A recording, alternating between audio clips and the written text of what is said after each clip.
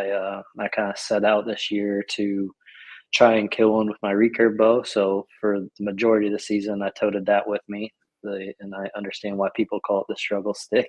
It's it's a whole different ball game, but I have fun. I mean, it's I'm certainly to the point now, and I mean, there's nothing easy about bow hunting in general, but I truly love the challenges. I mean, the more challenges that I can stack up, the more fun I have hunting. And so all that I could easily go an entire season without killing a buck, and I almost did. And look back on it, and it's not a failure to me as long as I have fun doing it.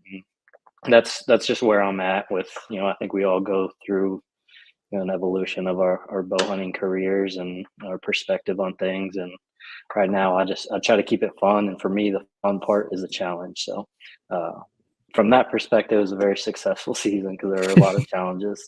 Yeah. But yeah, I did kill one on the second to last day of the season. Kind of had a fun little late season chase.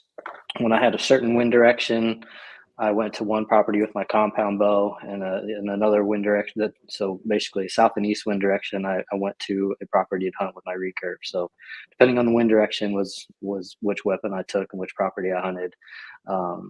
So it kind of made it fun, just bounce back and forth, trying to keep the pressure relatively low on those two properties. And just the way it turned out, I had a good win. We got a crazy snowstorm here in Iowa.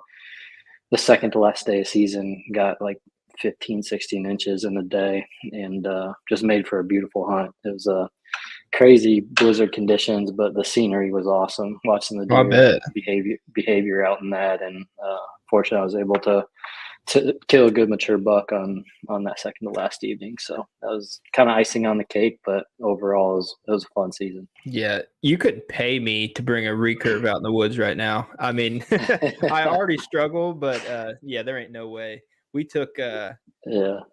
we attached a bow fishing reel onto a recurve, and we walked a creek and tried to just shoot gar and carp and all that stuff using that thing. And I'm being generous when I said we were 1 for 55, 1 for 60, something like that. And they weren't very far away either.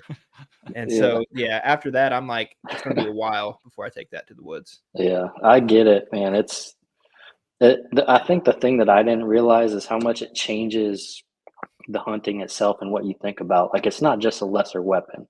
You can't hunt the same spots. You can't climb this high in the trees. At least for me, I'm still obviously a rookie when it comes to it. But I put limits on myself. I wasn't going to shoot past 17 or 18 yards, and I wasn't going to go up more than 10 or so feet in the air in a tree stand. I actually hunted the ground a lot, but and even that, when you hunt on the ground, you can burn out spots a lot quicker. You leave a lot more residual scent, all that type of stuff. So it completely changes almost every aspect of hunting, and that's what I didn't appreciate until actually going through that this past season. Just seeing all the things that I thought about differently, not just having a lesser weapon, but just the way I hunted was complete different outlook. So I get it. I get why people would never want to pick one up for sure. I drew out for a draw hunt in Oklahoma this year and shot my first buck with a recurve this year, and it was like a 17-yard shot. That's awesome. And I was like, man, I was like, I'm gonna smoke this sucker, and I hit him like in front of the shoulder in the neck. Thankfully, he ran like 100 yards and fell over. But I was hunting that next day because it was an ammunition plant for the Army, so they hand you out another tag if you shoot a buck a certain size, and they gave me another tag, and I called one in on the ground on a cold snap like late October, and it was at 30 yards, and I was just like, man, it looks like he's a mile and a half away. It's like, with my compound, it would have been over, but recurve, I mean, he was standing at 30, just shaking his head. There was rain falling off his pelt, and he was bigger than the one I shot before. And I was like, oh my God, I can't even try. There's no way. It was felt so far away. That's awesome. You killed one though. I have a ton of respect for the guys that go out there, and there's some guys that's all they know. That's they get it done routinely, and a lot of respect for that. But you're exactly right. Like, where the game is kind of over for a compound hunter, once it gets in 30, 40 yards, game's over. And like recurve in your hand, the game's just begun. There's a whole lot that can happen those last 15 yards that they need to come. And so it's a true challenge, but got hooked on. And I've had my recurve for probably 5-ish years.